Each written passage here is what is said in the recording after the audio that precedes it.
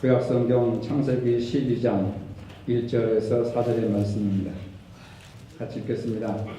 여호와께서 아브라함에게 이르시되 너는 너의 고향과 친척과 아버지의 집을 떠나 내가 네게 보여줄 땅으로 가라. 내가 너로 큰 민족을 이루고 네게 복을 주어 내 이름을 창대하게 하리니 너는 복이 될지라. 너를 축복하는 자에게는 내가 복을 내리고 너를 저주하는 자에게는 내가 저주하리니 땅의 모든 족속이 너로 말미암아 복을 얻을 것이라 하신지라. 이에 아브라함이 여호와의 말씀을 따라갔고 롯도 그와 함께 갔으며 아브라함이 하란을 떠날 때에 75세였더라. 아멘. 현대사회의 특징은 복잡성에 있다, 이렇게 말을 드릴 수가 있습니다. 교통이 얼마나 복잡합니까? 도로가 또 얼마나 복잡합니까? 인간관계가 얼마나 복잡합니까? 먹고 사는 문제가 또한 얼마나 복잡합니까? 정치가 복잡하고 경제가 복잡하고 남북관계가 복잡하고 세계의 관계가 매우 복잡한, 그래서 이런저런 생각으로 우리의 머릿속이 얼마나 복잡한지 모릅니다. 아마 거미줄보다도 더 복잡한 것이 인간의 머릿속일 것입니다. 이런 복잡성을 버리고 우리는 좀 더 단순할 필요가 있다라는 생각을 합니다. 교회까지 오셔서 다른 걱정하지 마시고 어떻게 하면 말씀을 하나님으로 믿고 살아갈 수 있을까? 아브라함처럼 철저하게 순종하며 살아갈 수는 없을까? 믿음대로 행하는 삶을 살아갈 수는 없을까? 이러한 거룩한 그런 생각을 하셨으면 좋겠습니다. 근데 말씀을 하나님으로 믿고 살기 위해서는 결단이 필요합니다. 신앙생활에는 결단이 필요하다는 말입니다. 저는 인생에 있어서 결단이 아주 중요하다고 생각합니다. 내가 무엇을 결단하느냐에 따라서 나의 인생이 결정되기 때문에 그렇습니다. 내가 무엇을 믿고 어떤 삶을 살아갈 것인가 결단하는 겁니다. 주일날 가게 문 닫고 가고 싶은 곳도 있고 하고 싶은 일도 많았지만은 교회에 가야겠다는 결단이 앞설 때 교회에 나올 수 있는 겁니다. 그런데 생활도 물론 중요하고 만남도 중요하지만은 하나님 앞에 나와서 예배드리는 것을 결단하지 않으면 교회 나오기가 여간 쉬운 문제가 아니에요. 굉장히 어렵습니다. 그래서 가는 분들한테 연락하고 문자를 드리면 뭐 때문에 다 이유가 있죠. 핑계 없는 무덤이 어디 있겠습니까? 근데 그 입장에서 보면 그 문제가 굉장히 중요해요. 이유가 있습니다. 그러나 일주일에 단 하루 하나님 앞에 나와서 예배 드리는 것을 결단하지 못하면 친구와의 관계가 있고 경제적인 문제가 있고 또 직장과의 관계가 있고 가족과의 관계가 있고 그런 것을 끊어내지 못하는 겁니다. 그러니까 교회를 못 나오는 거예요. 신앙이라고 하는 것은 결단입니다. 믿음도 결단입니다. 여러분, 이 농촌에 가면은 배나무나 사과나무나 포도나무나 지금은 이제 과일 열매가 주렁주렁 열렸을 텐데 음력설 지나고 보름이 지나면 농부들이 뭘 하느냐면 가지치기를 해줘요. 포도농골 같은 경우 가지가 얼마나 많이 무성하게 자라고 있습니까? 그 가지를 다 살려뒀다가는 여름에 포도가 여는데 꼭 상품 가치가 전혀 없는 아주 쓸모없는 포도가 열게 됩니다. 근데 농부들은 겨울철에 그 잔 필요 없는 가지를 다 잘라주는 거예요. 꼭 필요한 가지를 남겨두면 그 가지에서 주렁주렁 풍성한 열매를 맺게 되는 겁니다. 이것은 무엇을 얘기하느냐 하면 우리가 생각할 때 내가 하는 모든 일이 다 소중하다고 생각해요. 그래서 일들을 많이 벌려놓습니다. 근데 지난 6개월 동안 여러분들이 지금까지 살아오시면서 결산을 해보시면 과연 그것이 얼마나 풍성한 열매를 맺었느냐. 하나님 앞에 얼마나 풍성한 열매를 맺었느냐. 내가 그렇게 바쁘고 예배도 드리지도 못하고 하나님 앞에 봉사하거나 헌신하지도 못하고 그렇게 분주하게 살아온 지난 6개월의 삶을 돌이켜 볼 때에 얼마나 만족하고 감사할 만한 풍성한 열매를 수확했느냐 말이에요. 그러나 정말 해야 될 일도 있고 가야 할 곳도 있지만 그런 잔가지를 다 잘라버리고 정말 하나님 앞에서 내가 예배자로서 직분자로서 온전한 삶을 살기 위해서 세상적인 것 좀 잘라버렸을 때 하나님이 얼마나 기쁘시게 하고 우리가 영적으로 얼마나 감사해야 될 열매들을 많이 맺었는가. 우리 눈으로는 그게 잘 보이지 않지만은 하나님께서 우리의 지난날 6개월의 삶을 결산하시면서 하나님이 점수를 매기시는 거예요. 그게 우리 눈에는 보이지 않습니다. 내가 6개월 동안 몇 점짜리 신앙생활을 했는지 우리는 평가할 수 없지만 하나님이 우리를 평가하실 때 점수 미달이었는가? 아니면 높은 점수를 주셔서 하나님 보시기에 참으로 아름다운 인생을 살았는가? 여러분들 스스로 평가해 보시기를 바랍니다. 기독교 역사에서 사도 바울 다음으로 유명한 분이 있습니다. 성 아우구스티누스라고 하는 분인데 이분은 어린 시절에 그리고 청소년 시절에 아주 타락한 삶을 살았습니다. 불량한 친구들과 어울렸고 17세의 나이에 여자와 살면서 아이까지 낳았습니다. 그러면서 그는 진리를 찾기 위해서 어머니 모니카가 정성껏 가르쳐줬던 성경을 읽었습니다. 성경이 마음에 와 닿지 않습니다. 쾌락대로 살았습니다. 방탕하게 살았습니다. 그러면서도 한편으로 늘 이런 문제를 가지고 있었습니다. 왜 세상은 이토록 고통과 제약으로 가득 차 있는가? 그리고 어떻게 해야만 이 엉망인 세상에서 참된 행복을 얻을 수 있을 것인가? 끊임없이 고민을 합니다. 아주 머리가 복잡했습니다. 그러면서도 그 고통으로부터 벗어나기 위해서 쾌락된 삶을 추구하며 살았습니다. 그러면서 이 문제를 해결하기 위해서 마니교라고 하는 이단에 9년 동안 심취해 있었습니다. 거기에서도 이 문제를 해결할 수가 없었습니다. 이러한 문제로 방황하면서 거닐고 있었던 어느 날, 밀라도 정원을 거닐고 있었던 어느 날이었는데 어린아이들이 노래소리가 들려왔습니다. 성경을 읽어라.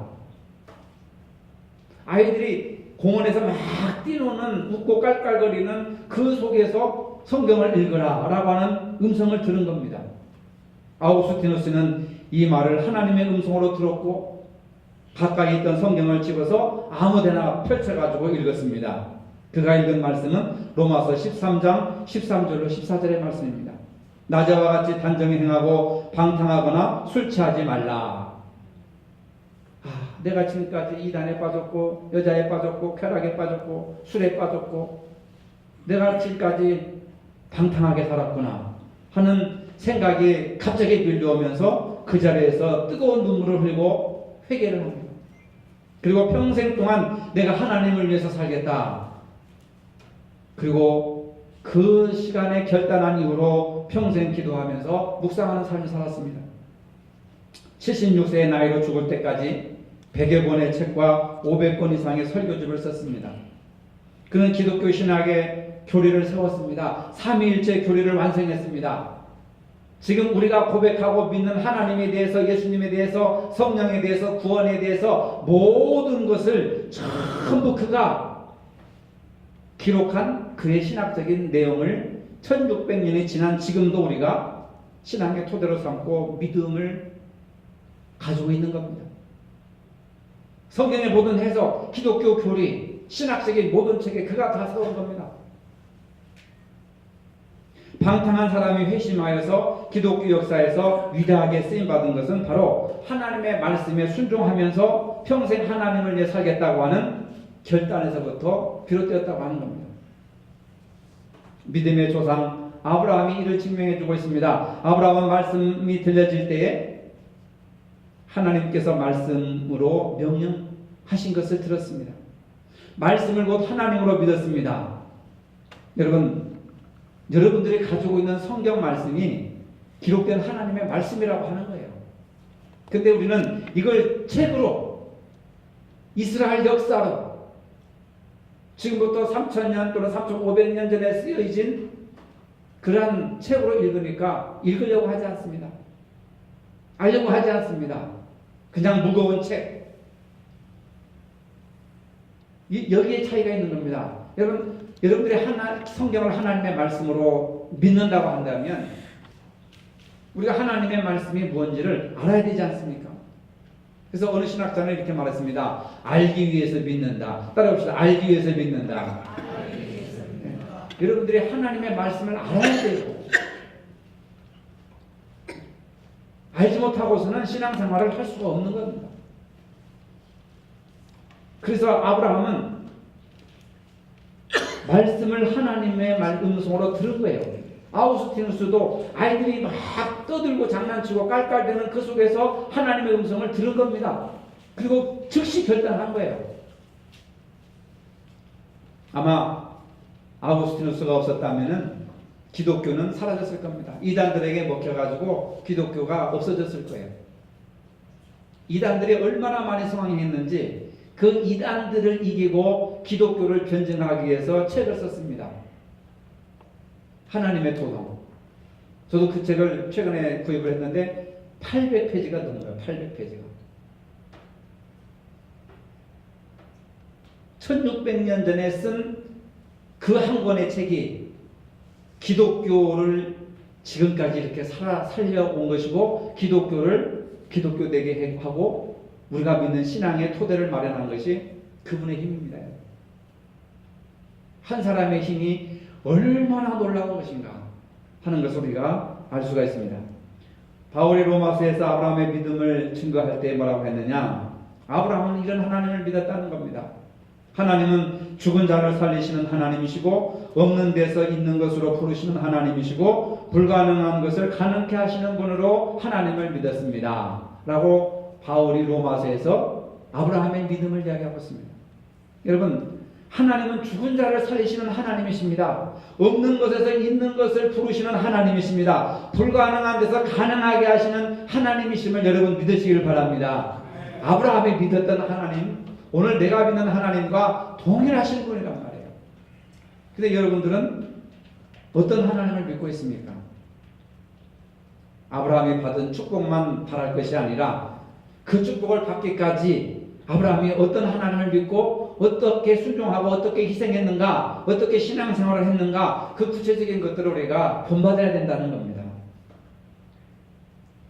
아브라함같이 산 믿음을 살면 바로 아브라함이 받았던 축복을 우리도 받을 수가 있다는 거예요.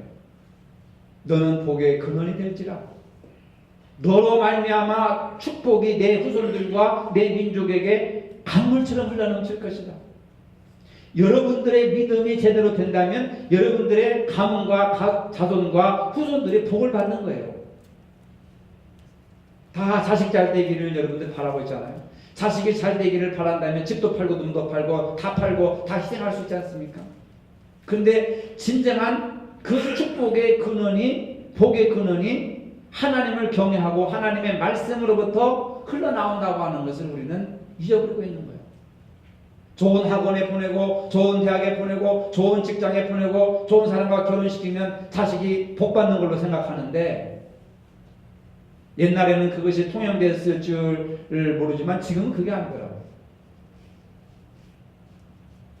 하루아침에 망하는 것이 현대사회의 어떤 직업 아니겠습니까, 여러분? 축복된 삶을 살기 위해서는 어떻게 해야 되느냐? 의지적인 결단이 있어야 된다는 겁니다. 아브라함은 의지적인 결단이 있었습니다. 여러분, 하나님이 주시는 비전이 있습니까? 꿈이 있습니까? 목적이 있습니까? 그것을 이루기 위해서는 결단을 해야 됩니다. 용기와 결단이 있어야 됩니다. 믿음은 결단이고 결단에는 용기가 있어야 됩니다. 성경에 나오는 위대한 사람들은 전부 용기를 가지고 결단한 사람들이에요. 하나님이 나의 인생을 어떻게 변경시키고 나를 위한 어떤 계획을 가지고 계실까? 우리 가정과 우리 자녀들에 대한 어떠한 위대한 계획을 가지고 계실까? 막연한 꿈으로만 기대할 것이 아니라 그 꿈을 현실화시키기 위해서는 결단할 필요가 있는 거예요. 아브라함은 본토와 친척과 아버지 집을 떠나라고 했을 때 주저하지 않고 그대로 떠나는 결단과 용기가 있었다고 하는 겁니다. 여러분, 말씀이 곧 하나님이시기 때문에 그 말씀이 아무리 어렵고 힘들어도 그 말씀대로 살겠다고 하는 위대한 결단을 하는 것이 이게 중요한 겁니다. 본토와 친척 아베집을 버리고 떠나라고 하는 것은 우상 숭배하는 친척과 그 형제를 떠나가는 것이고, 내 자신을 믿지 말고 하나님이 지시하시는 방향대로만 살아가려고 하는 하나님에 대한 전적인 신뢰를 요구하시는 겁니다. 과거에 제약된 삶을 청산하고 거룩한 삶을 살기 위한 결단하라는 겁니다. 시편 1편에서도 복 있는 사람은 악인들의 꾀를 따르지 아니하며 죄인들의 길에 서지 아니하며 오만한 자들의 자리에 앉지 아니하고 결단하라는 거예요. 그리고 무엇을 결단하느냐? 오직 여호와의 율법을 즐거워하여 그 율법을 주야로 묵상하는 자가 복 있는 자다.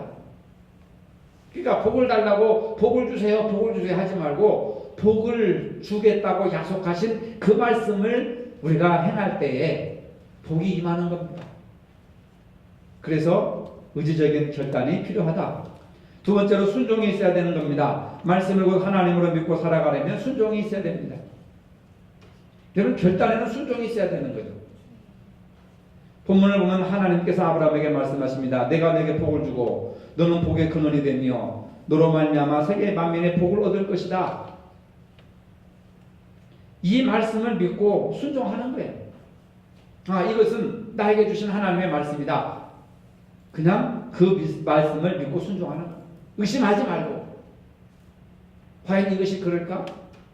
잘못 들은 거 아닐까? 잘못 생각한 거 아닐까? 그러다 보면은 못하는 거예요. 하나님의 말씀에는 생명이 있고 축복이 있고 치유가 있습니다. 하나님의 말씀에 축복이 있기 때문에 순종할 수 있는 것입니다, 여러분. 행하기 전에 먼저 꿈이 있어야 되고 환상이 있어야 되고 하나님에 대한 비전, 기대가 있어야 되는 겁니다. 함석헌이라는 사람이 비전이 없는 개인은, 비전이 없는 교회와 국가는 망한다. 성경의 말씀을 인용해서 이런 유명한 말씀을 했습니다. 성경을 계속 읽고 묵상하며 하나하나 실천해 나갈 때 인생에 꿈이 생기기 시작합니다. 비전이 생깁니다. 환상이 생깁니다. 여러분, 말씀 속에서 꿈을 발견하고 소원을 발견하고 비전을 발견하시길 바랍니다. 이렇게 한 끼 하루 세 끼 밥 먹고 이렇게 살다가 여러분 인생 끝장내겠습니까? 얼마나 억울하고 얼마나 후회스러운 인생을 사는 것입니까? 여러분들이 이 땅에서 어떤 직업을 가졌느냐, 한 달에 봉급이 얼마냐, 1년 연봉이 얼마냐, 이거 하나님과는 전혀 상관이 없는 거예요. 하나님은 우리를 심판하실 때 말씀대로 믿었느냐, 말씀을 가지고 심판하신다고 합니다. 말씀 가지고 심판하는 거. 하나님이 우리의 심판의 기준은 말씀입니다. 그래서 말씀을 저울이라고 하고 캐논, 정경이라고 하고 기준점이라고 하는 겁니다. 근데 우리는 말씀하고 상관없이 말씀 아닌 것을 제일로 삼고 있습니다. 이것이 바로 우상숭배라고 하는 겁니다. 하나님을 믿습니까? 하나님이 주시는 말씀을 믿어야 되는 겁니다. 그렇다면 그에게 복이 있는 것이고, 성경을 보면 주님을 만난 제자들, 주님을 만난 사람마다 인생이 다 달라졌습니다. 예수님의 제자들 보세요. 세상적으로 보잘것없는 어부들이었습니다. 세상 사람들에게 손가락질 당하는 세리였고 별 볼 일 없는 병든 사람들이었고 타락한 사람들이었습니다. 그런데 그들이 예수님을 만나고 그들의 인생이 달라졌습니다. 고기를 낳는 어부에서 사람을 낳는 어부로 그 인생 본질이 달라졌다는 겁니다.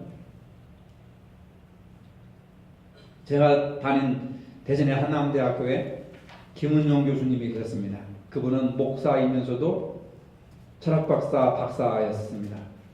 그분이 어렸을 때 머슴살이 했습니다. 수업 시간에 그런 얘기를 하더라고요, 어느 날. 근데 정읍이 고향이었는데 너무 가난하고 못 살아가지고 초등학교만 마치고 그냥 아버지가 선교사 집에, 미국의 남상노교회 선교사 집에 머슴으로 보냈다는 거예요. 친구들은 다 학교를 다니는데 자기는 지게를 짊어지고 산에 나무하러 다니고 꼴을 베러 다니고, 그래가지고 겨울에도 나무를 갖다가 장작을 패고 불을 떼주고 군불을 떼주고 다 머슴 자원심부름 다 하지 않습니까? 그러면서도 그가 틈틈이 성경을 열심히 읽었대요. 머슴살이 하면서 어렸을 때. 그러면서 그가 한 얘기가 성경이 그렇게 재밌더라는 거예요. 줄줄줄 읽었대. 줄줄줄. 자기 표현으로 말하면 줄줄줄. 근데 그 성실하고 신실한 믿음을 보시고 이 선교사님이 저 아이를 한번 키워봐야겠다 해가지고 자기 돈을 들여가지고 미국으로 유학을 보냈습니다. 거기서 공부해가지고 신학도 공부하고 철학도 공부해가지고 박사가 되어가지고 대전 한남대학에 와가지고 평생 교목으로 활동하시고 학생들을 지도하는 교수가 됐어요. 제가 그분 밑에서 공부를 했습니다. 수업 시간에 어느 날 갑자기 이런 간증을 하시더라고요. 그러면서 뭐라고 말씀하시냐면 나같이 초라하고 가난한 그 어린 아이를 교수가 되게 하고 목사가 되게 하고 박사가 되게 한 것은 하나님의 은혜였다. 그 하나님의 은혜를 내가 생각하면서 지금까지 그 은혜를 잊어본 적이 없다. 우리한테 그런 말씀을 하시더라고요. 그러면서 하나님의 은혜를 잊지 말아라. 하나님의 은혜를 잊지 마라. 내가 나 된 것은 나의 은혜가 아니라 나의 힘이 아니라 오직 하나님의 은혜입니다. 누가 얘기했습니까? 바울 사도가 얘기한 거예요. 그러니까 하나님의 은혜가 없이는 우리는 한순간도 살아갈 수가 없는 거예요. 여러분들이 부모님 잘나고 시대를 잘 만나서 이렇게 된 분들도 있지만은 결국은 그 과정 속에서 오늘에 이르기까지 된 것은 하나님의 은혜를 간과해서는 안 되는 겁니다. 그 은혜를 잊어버리시면 안 되는 거예요. 그래서 그 은혜를 생각하는 사람들은 두 가지를 잊어서는 안 됩니다. 첫째, 아브라함처럼 옮길 적마다 단을 쌓았던 믿음이라고 하는 겁니다. 아브라함은 자리를 옮길 적마다 여호와 하나님 앞에 예배를 드린 거예요.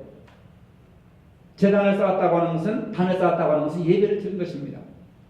심지어는 자기 아들을 잡아서 제단에 제물로 바칠 정도로 모든 예배 중심의 삶을 사는 거예요.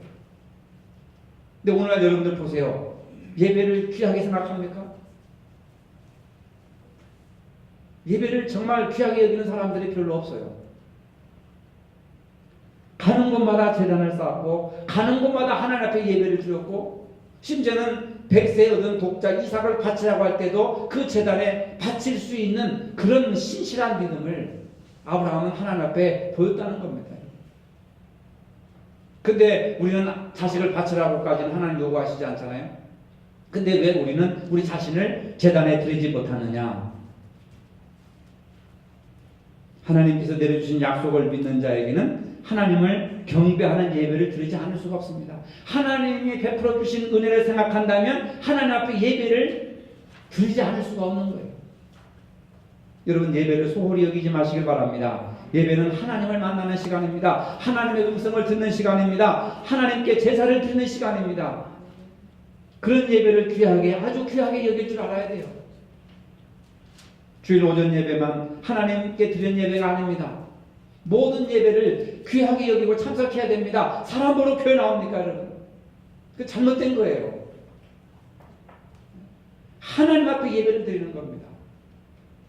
두 번째로 하나님의 은혜를 생각한다면은 결과를 알지 못하지만은 말씀을 따라가야 된다는 것입니다. 주일날이라고 해서 기분이 좋은 날은 아니잖아요. 기분이 좋건 나쁘건 환경이 좋건 나쁘건 비가 오든 바람에 불든 이해가 되든 되지 않든 말씀을 사모하고 말씀을 줄줄줄 읽고 말씀을 따라 살아가야 된다는 겁니다. 기분 때문에 환경 때문에 이해가 되지 않기 때문에 말씀 따라 살지 못하는 사람들이 얼마나 많은지 모릅니다. 그러나 아브라함은 어떤 경우에만이라도 말씀 따라갔습니다. 하나님의 말씀에는 약속이 있습니다. 생명이 있습니다. 축복이 있습니다. 치유가 있습니다. 부활이 있습니다. 영생이 있습니다. 하나님을 사랑한다면 여러분 말씀을 하나님으로 받아들여야 되는 겁니다. 하나님이 주시는 꿈과 비전과 환상을 여러분 가지시길 바랍니다. 하나님이 나와 교회와 우리 가정과 자손들을 향한 어떤 비전을 가지고 계시는가, 어떤 계획을 가지고 계시는가, 막 가슴 설레면서 기대하면서 그래서 기도가 나오는 것이고 그래서 봉사가 나오는 것이고 그래서 헌신하고 충성하는 거 아니겠습니까? 감사가 나오는 거 아니겠습니까? 하나님이 주시는 꿈과 비전이 있다면 예배와 말씀을 떠나지 않고 순종하는 삶을 살아야 됩니다. 세 번째로 희생이 있어야 합니다. 말씀을 하나님으로 섬기는 신앙은 희생에 따라야 하는 겁니다. 아브라함의 신앙을 보십시다. 희생이 있었습니다. 말씀을 이루기 위해서는 희생이 필요합니다. 희생의 대가가 필요하다는 겁니다. 희생이 없이는 말씀이 이루어질 수가 없는 겁니다. 근데 우리는 희생을 하지 않으려고 하잖아요. 희생이 따르기 때문에 우리가 순종을 못하는 거예요. 근데 진정한 믿음은 희생을 극복해야 됩니다. 희생을 넘어서야 된다는 말이죠. 여러분, 희생 없는 축복이 어디 있습니까? 예수님이 십자가에 희생이 없다면 우리가 어떻게 구원받을 수가 있겠어요? 예수님의 십자가에 희생이 없었다면 어떻게 우리가 영생과 축복을 받을 수가 있겠습니까? 근데 우리는 희생을 싫어합니다. 네가 희생해. 나는 대접만 받을 거야. 나는 축복만 받을 거야. 여러분, 희생 없는 축복은 이건 사기예요. 축복에는 반드시 희생의 대가를 지불해야 된다는 거예요. 말씀을 곧 하나님으로 섬기는 신앙에는 반드시 희생이 필요하다. 신념과 신앙의 차이는 뭐냐? 신념의 뜻은 믿을 신자에다 생각념자. 사전의 의미로는 굳게 믿는 마음. 신념이라고 하는 것은 굳게 믿는데 자신의 마음을 굳게 믿는 거예요. 신앙이라고 하는 것은 하나님에 대한 절대적인 신뢰. 여러분들은 신념을 가지고 있습니까? 신앙을 가지고 있습니까? 자기 생각을 굳게 믿는 사람은 신념에 따라 사는 사람이에요. 그러나 하나님의 말씀을 굳게 믿는 사람은 신앙을 따라가는 사람이에요. 근데 여러분들은 말씀이 여러분들을 주장하고 있습니까? 여러분들의 생각이 여러분들을 주장하고 있습니까? 대개 보면 우리가 신념에 따라가잖아요. 근데 그 신념에 어긋나면 상처를 받는 거예요. 그 신념에 어긋나면 불평이 나고 비판을 하게 되고 원망을 하게 되는 거예요. 그러나 하나님의 말씀은 원수를 사랑하라. 내 이웃을 영처럼 사랑하라. 7번을 이런 번 7번씩 용서해라. 이거하고는 전혀 상관이 없이 살아가는 거예요. 여러분, 신념을 버리고 신앙을 따라가시길 바랍니다. 하나님의 말씀이 뭐라고 말씀하시느냐? 이러한 상황에서 하나님은 뭐라고 말씀하실까? 그걸 따라가는 게 신앙이죠. 자기 생각을 가지고 따라가는 게 신념이고, 이걸 우리가 분명하게 구분할 줄 알아야 됩니다. 믿는다고 하지만 십자가의 희생 없이 믿는다면 신념이고, 십자가를 기본으로 해서 생각하고 말하고 판단한다면 그것이 바로 신앙이라고 하는 겁니다. 예수 그리스도의 십자가가 있어야 참된 믿음 생활이라고 할 수 있는 겁니다. 백세에 얻은 아들 이삭을 바쳐라 했을 때 그 말씀을 이루기 위해서 아들을 희생시키는 희생이 따랐던 겁니다.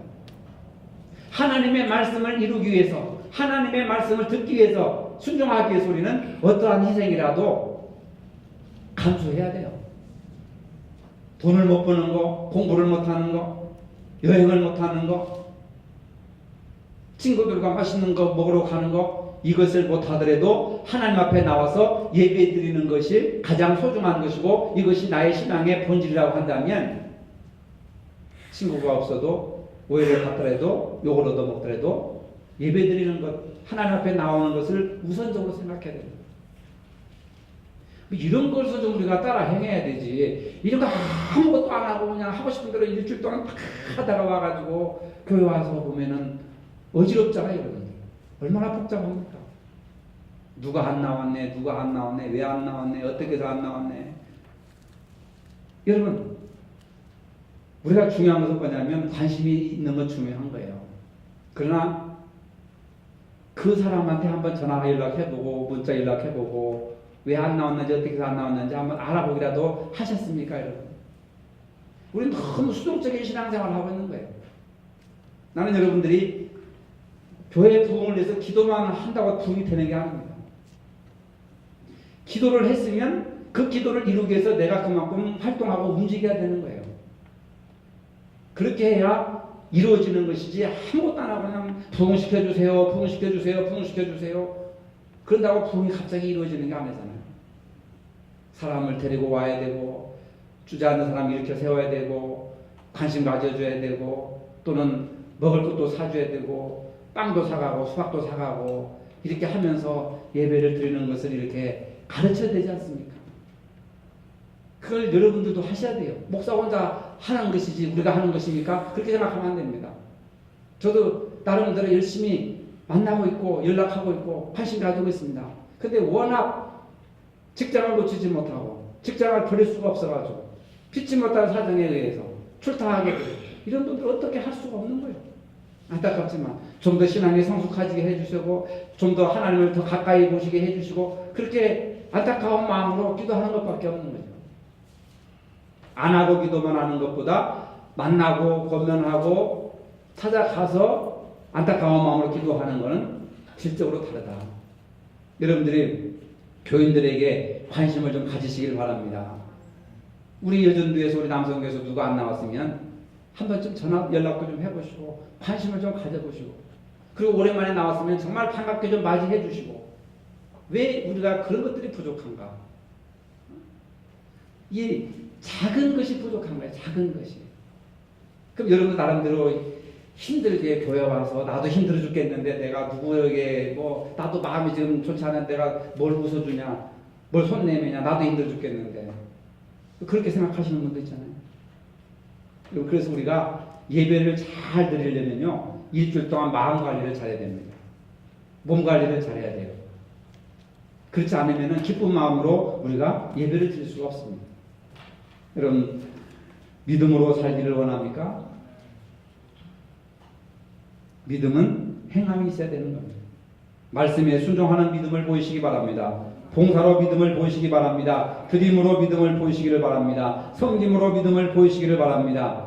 하나님께서 행함이 있는 산믿음을 보시고 반드시 복을 주시고 복을 주시며 번성케 하고 번성케 한다는 아브라함의 축복을 여러분들에게 주실 줄로 믿으시기를 바랍니다. 거룩하신 하나님, 말씀을 하나님으로 믿고 따르는데 결단과 순종 그리고 희생이 필요한 신앙이 덕목임을 알게 하시고 이러한 신앙을 가지고 살 수 있는 은혜를 더하여 주시옵소서. 예수님의 이름으로 기도합니다. 아멘. 이제는 우리 주 예수 그리스도의 은혜와 하나님 아버지의 무한하신 사랑과 성령의 교통하심이 말씀을 하나님으로 믿음으로 행함이 있는 믿음을 갖기를 원하는 모든 성도들 머리 위에 이제로부터 영원토록 함께 하시기를 축원하옵나이다. 아멘.